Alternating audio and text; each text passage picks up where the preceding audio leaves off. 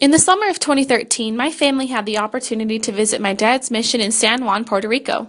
All of my life, I had heard stories from my dad about the people and their culture. I envisioned the tropical fruit and trees and the dark-skinned people laboring in plantations. In fact, I had even been subconsciously forming my own opinions of Puerto Rico, even though I'd never been there. As soon as we landed, we hopped in a large van filled with smoke, Spanish slang, and many old locals. Before I had thought that Puerto Rico would be this touristy island, but even after just 5 minutes of being there, my ideas began to be proved wrong. As we drove to our hotel, I hadn't expected to see all of the signs in Spanish. Then again, what was I expecting? We drove by banana plantations, palm trees, and shack-like houses of every color of the rainbow.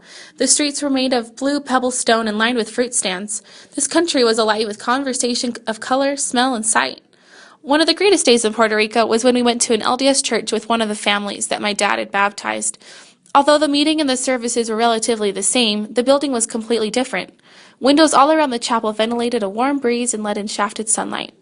After church, we were able to visit a waterfall and visit the Castillo Morro, an old stone fort from the 16th century. But one of the biggest surprises overall was the food. For some reason, I had been expecting Mexican food, beans, rice, and salsa. But as I saw local restaurants' menu, I was shocked to see that, though written in Spanish, was far from being anything close to Hispanic. My dish consisted of a thick, pasty potato soup with noodles and chicken. For dessert, we had fried bananas, and I wouldn't go as far to say that it was delicious, but it was exciting to taste some traditional food.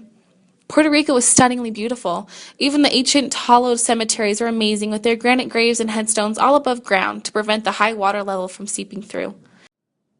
Before visiting Puerto Rico, I had a completely different idea of what it would be like. But now after experiencing it, I realized how wrong I was. It was so much better.